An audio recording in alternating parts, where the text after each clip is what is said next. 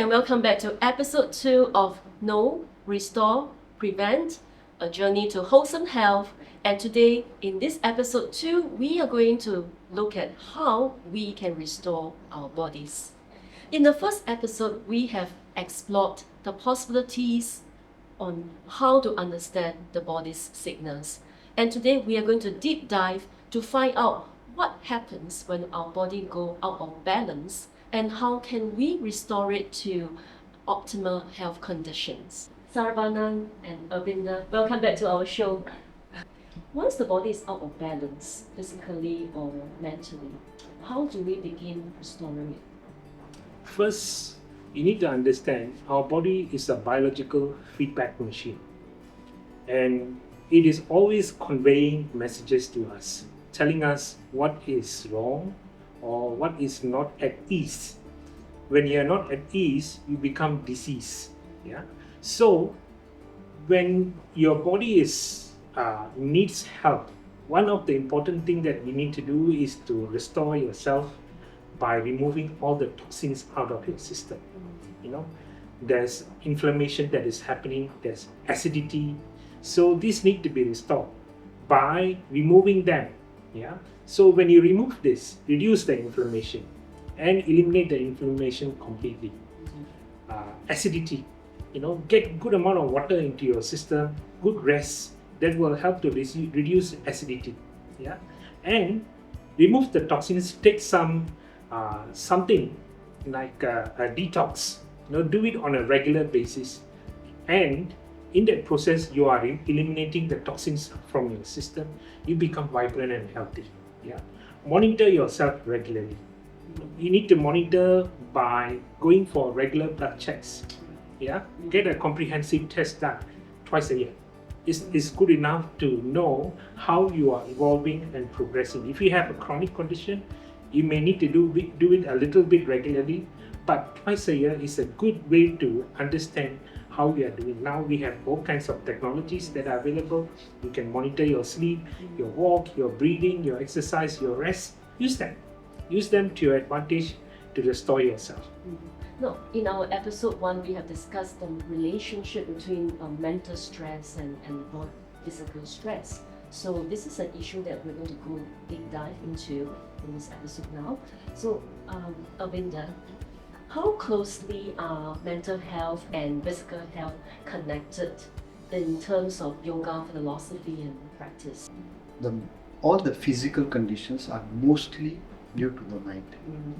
So when you are into yoga, especially if it is the Ashtanga yoga, that means there are 8 limbs of yoga, which is like, first you are talking about yama and niyama, which is about how you deal with the people and how you deal with yourself.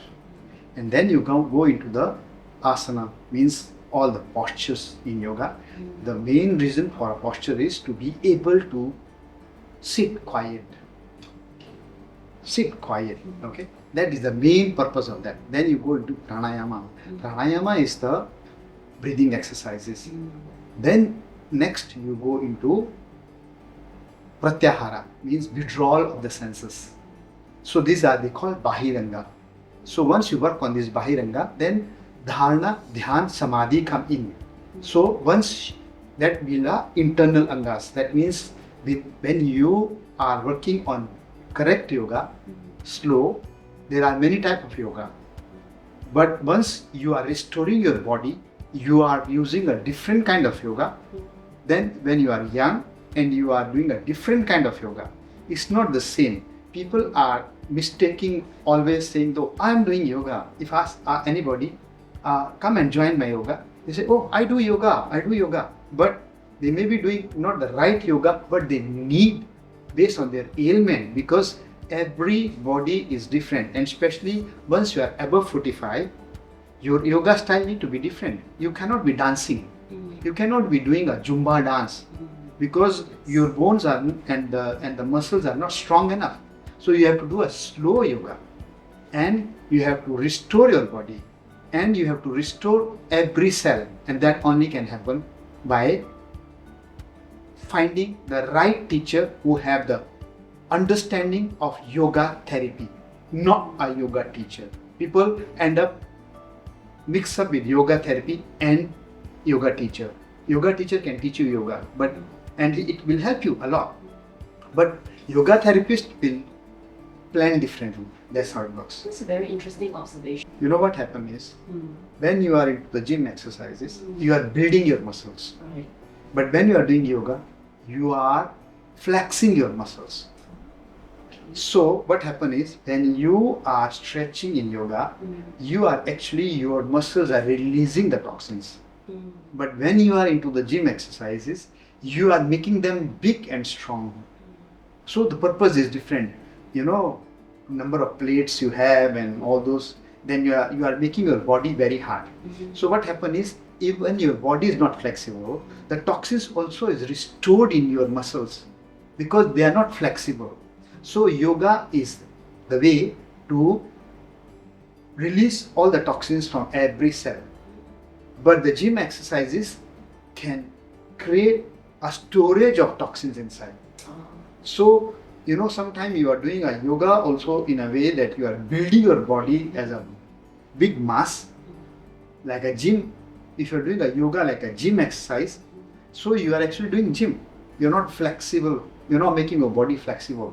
So, but if you are doing your body flexible, that is why yoga poses have lot of stretches. Your basic yoga is that if you do a front and back, side and side, Right. rotate and rotate, and you move all the joints every day, that's good enough for the elderly above 45. That's a very interesting perspective on the difference between a gym workout and a yoga workout. Saravanan, can you share from a naturopathic perspective, how does our emotional states affect our physical health? Good question. Mm. Emotions have got a direct impact at the cellular level. They naturally drive up the inflammation and acidity because there is a chemical shift that is happening in your body. If we do not address the stress factor, you need to understand that you will prolong your illness. Yeah? Stresses are there, and they are usually the root cause for all the challenges that we experience in our life. I give you a simple example: diabetes. Yes. If you cannot enjoy the sweetness of life, you become very bitter, and that becomes diabetes. Yeah, but of course there are many other conditions that contribute towards a diabetic situation. In our impactful diabetes management empowerment, I talk about empowering my clients with food management. You know, one of the simple things that you need to do is, everybody is different and we all respond differently to food. So we do a simple food analysis. We take hair samples, we send it to our partnering lab, and we see what is happening in them through the food. You know, the food that are impacting them, what is driving up the inflammation, what is driving up the stress factors. Once you know that, and you find that when you manage food, you become calm. Stress is also related to your food, because if you are too stressed, you tend to eat more, and if you are not so stressful, you eat very mindfully. You become aware of what you are having, and you can actually manage it. Yeah. So simple exercises that you can also do in stress management. Simple exercises like breathing. Sit down and breathe deeply and slowly. Yeah. And that would bring about a big shift in your wellness as well. Positive affirmations. Ask affirming questions. You know. And when you ask those questions like, how come am I so happy? When you are stressed, people ask these questions, oh, I'm so sad. Why am I so sad? Now, why am I so upset? Yeah. Why not ask, how come I'm so happy? Suddenly you find all the answers coming into your head to be happy. You know, because you have just asked, you acknowledge that you are happy. You want solutions, and they naturally flow towards you. And when they do, take what you like and empower yourself by applying it. Yeah. People tend to take sweets. They drink sugary drinks. Yeah. Coca-Cola. Yes. And then they start eating chips and buns and all kinds of pastries and the works. They are okay as a treat once in a while. You know, if you can, avoid them completely. You know, it is not healthy. Yeah. But in order to restore yourself, you need to embrace a healthy diet. But one way to start is take some magnesium.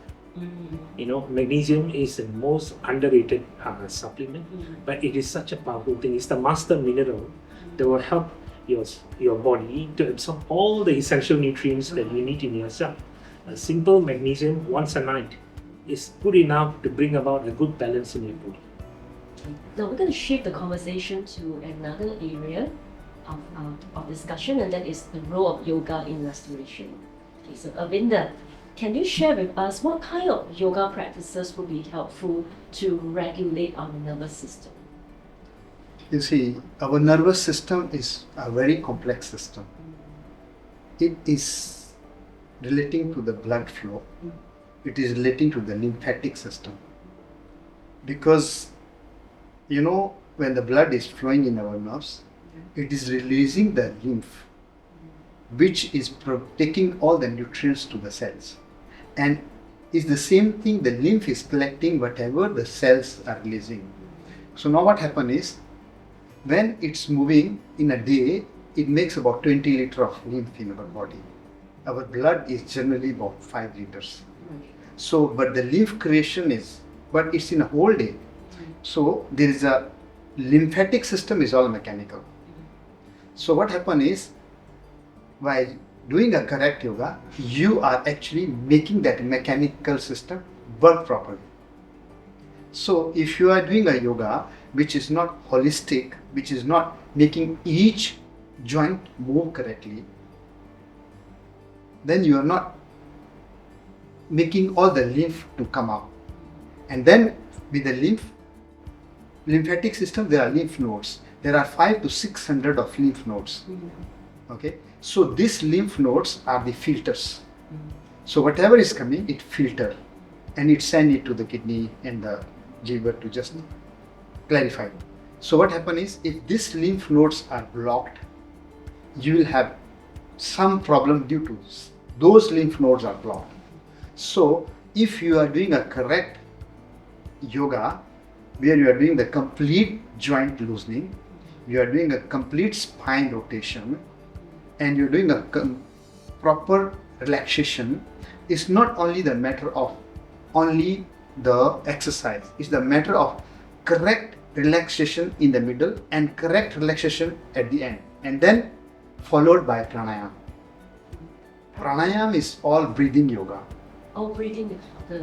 Yeah, breathing you do the exercise. alternate nose breathing. Okay. You put the tongue on the upper palate and you make the sound like a female honeybee, and all those things will cool down your body. Can you demonstrate? Yeah, I can demonstrate. It's very easy. Like you do a Nadi Shuddhi, it's called Nadi Shuddhi. You close, because our 5 fingers have the elements, different elements. Tattvas, this is called tattvas. So when these two are not right to put on any of the nose. So you put the right thumb on the right nostril, and then you breathe out on the left nostril very slow. After you breathe out very slow, then you breathe in. I show you the hand gesture just for you to see. After you breathe in, then you close the left nostril with these 2 fingers. The pointer finger and the middle finger don't touch. And then you breathe out from the right nostril. Now you breathe in from the right nostril and close the right nostril and breathe out from the left nostril. If a person do this exercise 27 times a day in the morning, 27 times in the afternoon, 27 times in the night, I can assure you, they can cure lot of their problem even without yoga. I have a lady from my participants, her mother was bedridden.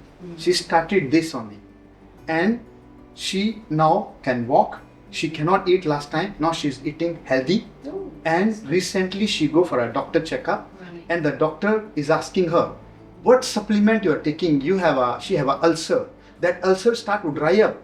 It's not from my medicine. Wow. The doctor tell her straight on the face, because he is preparing her to do operation. But he say, I'm very surprised that your ulcer is shrinking and start to dry up. So can you tell me what medicine you are taking? Her mother say, I am only doing this, I do nothing else. She is not taking any herbal supplement. Doctor wanted to know what herbal supplements she's taking, because with this breath, with the Nadi Shuddhi, because correct breath and correct way of doing it, she managing her whole body, and she is about 75. So just imagine, at so elderly age also, people can get cured by just correct pranayama. That's it. And she become a habit of doing this. Anytime she's watching TV, she's doing that. She's doing more than 27 in one time. So in short, this actually helps to resolve issues related to inflammation. Because Not only inflammation, it helps you in every kind of issue. Because what happens is, it increases the oxygen level in the blood. So once your oxygen level is correct, and your both the nerves are working correctly, same, you are breathing equal from the both nose. These are all part of yoga. That with this you are actually forcing it to correct your body when you are doing Nadi Shuddhi. So you are making the body react forcefully. Okay, and you are doing it regularly. It not only make your inflammation less, it also make you very calm. And because working on the mind a lot, so with the mind, lot of problems are gone. flushing out the toxins, regulating the blood circulation. Yes. Oh, this It even works I think it even works up to the level of limbs, Right. because this is also helping somewhere to clear the limbs, because the mind is sending the right signal, because mind is the powerhouse. Right. Okay, so once the powerhouse is relaxing, it have time, it will send the right signal for the whole body to does their job properly. That's how it works. That's the mind-body connection. Yes, I want to add to this as well. Sure. Yes. I teach a breathwork called HGH breathwork. In that breathwork, there are 5 different breathing techniques that I teach. Oh, right. And in this breathwork, one thing that we have observed, that it starts to produce the human growth hormones, which naturally repairs everything in your body. When you are lacking the human growth hormones in your body is starved and it cannot repair.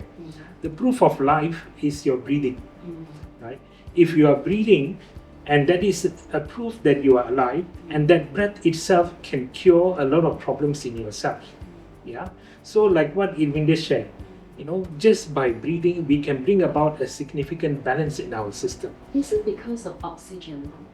Yes. Because when you breathe, you're bringing oxygen into the system. Yes. And that leads to cell regeneration. Yes. Yeah. And the air that we breathe is a complex of different gases that we have. We have all different gases: hydrogen, nitrogen, oxygen, carbon dioxide. So it is not pure oxygen. Yeah. Generally, people think that you need oxygen, so they get all these oxygen devices to breathe in, and that will cause a lot of problem. You need a balance of air elements in your system. So it's about you breathing normally and properly into your system, using proper simple techniques that you can rejuvenate yourself. What kind of nutritional deficiencies would commonly lead to a worsening in our mental health? Okay. Magnesium, vitamin D, zinc, iron, B complexes, right? They need to be in a very bioavailable form, and mineral complexes. You need minerals because minerals restore and repair your body. Generally, people have this idea that they just take some vitamins and they'll be okay. Vitamins will help you with your defense mechanism. But if you want to restore, rejuvenate, and repair your body, you need minerals. Yeah. So minerals are very essential. And we live in Singapore, we live in a very stressful environment where we don't really see light. Yes. Yeah. We leave to school and to work early in the morning before sunrise, and we return home after sunset. So we miss quite a bit of sunlight, or we don't get sunlight at all. It's like living in a prison, Yeah, but you are out and about, but you're still living in a prison because you don't get the sun. But the sun naturally restores your biorhythm. Yeah, So you need that vitamin D, and usually because of our color and our nature, we don't absorb enough vitamin D. If you want to go out in the morning and do your exercises, your boss will fire you Yes. because he wants you to be in the office at about 7 o'clock in the morning. Yeah, and so you need to get that. So sometimes you need to supplement yourself, right? But it is not only through taking supplements that you will restore yourself. You got to get the right nutrient from your food, yeah, and the right nutrients come in a natural form, not synthetic food. Yeah, so you have to become very mindful, be aware, and know what food is suitable for you and use it to your advantage. Take more of those that are supporting you, enhance and embrace yourself to a greater, vibrant self.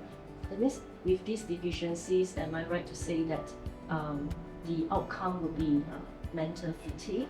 Yes. Yeah, and that's interesting because why is it that a lot of us are experiencing food coma after lunch?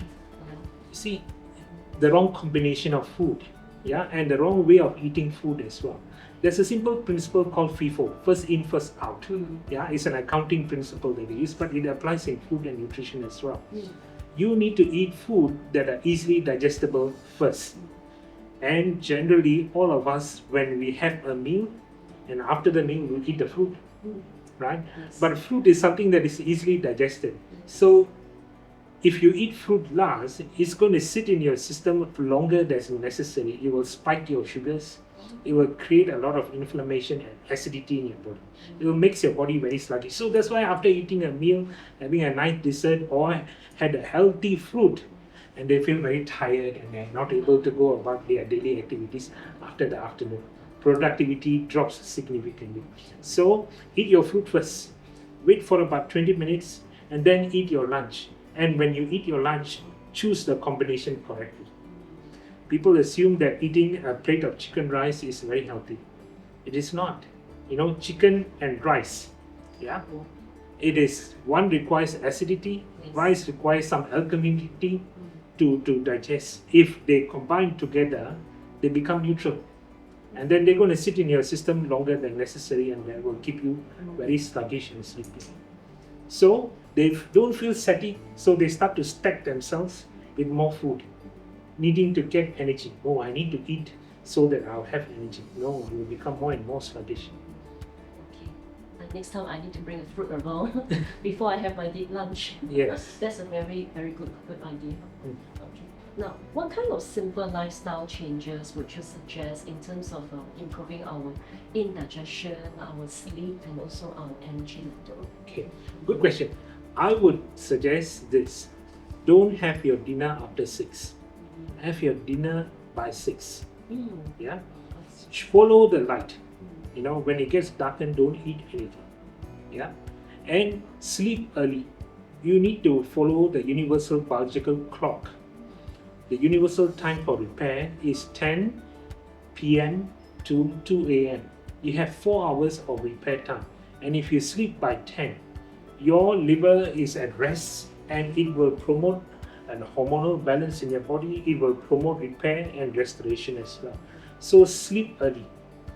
Cut down the social media, TV, the blue light. Screen time. Yeah, screen time. The blue light is going to keep you sick because it keeps your mind very active and you will not be able to go and be at rest. When you want to sleep, you need to be at rest. So prepare yourself for sleep.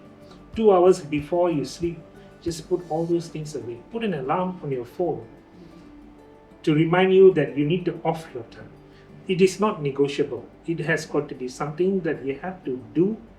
And when you introduce these subtle changes, your body will love you for it. Yeah, drink good amount of water. Yeah, and drink it regularly. Yeah, don't drink it in a hurry. And try, if you can, drink warm water. How much would you recommend for water intake? For every 30 kilos of a person's weight, you drink about a liter of water. So if you're a 60 kilo person, you just drink about 2 liters of water, good enough. But if you exercise, you will be sweating a lot. You need to rehydrate with more water.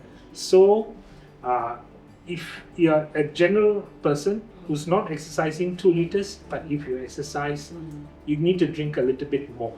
Yes, to replenish the dehydration that is happening because of the sweat. Okay, this is a question that I want to ask you all. If someone is constantly feeling tired all the time, what would you suggest that this person start first to get over the fatigue? Start with. First, you need to know what's happening in your body. Fatigue could be happening for a variety of reasons. Right. We discussed quite a lot about this just now. Yes. But I would suggest that if it is going on for some time, go and speak to a health practitioner. Yeah, go and see a doctor or come and see a naturopath like me, and we would analyze. We do a simple bioresonance analysis to find out what is happening in your body. You can also have a blood test done. We can observe what are the imbalances that are happening in your system. It could be got to do with your thyroid hormones. It could be your hormones, the female hormones that women have. That could also be at the time of the month. They could be having all these issues and the imbalances. So if it is happening regularly, it can be corrected. It could be also about food, where you feel tired. Correct that. It could be about lack of rest, so get that sorted out.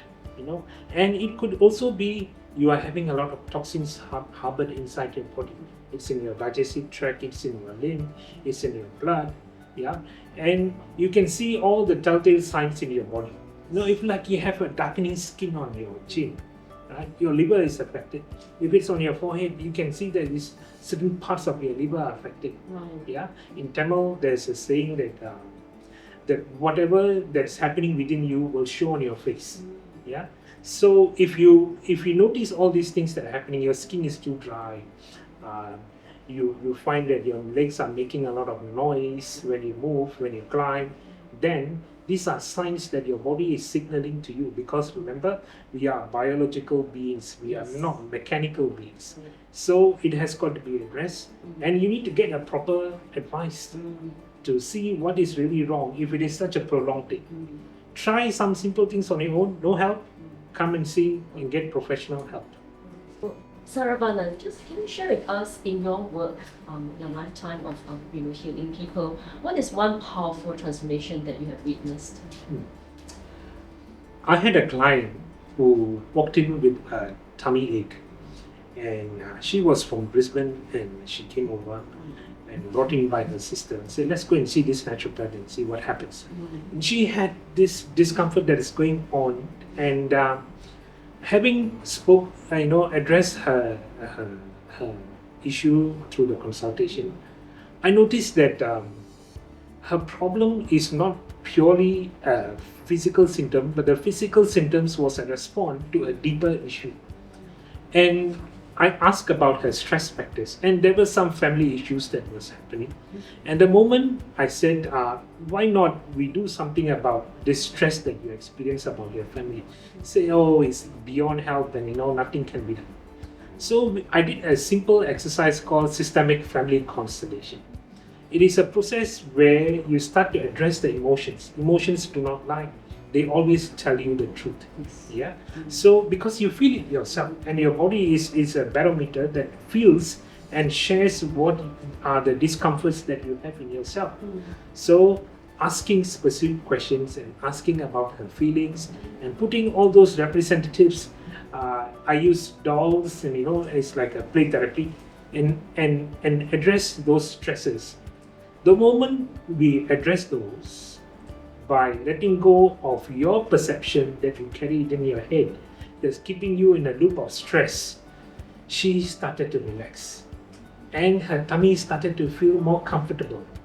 Okay, then it says, is this it? Am I okay? All right, I'll give you some probiotics to take with you, and take it regularly, and you will feel even better.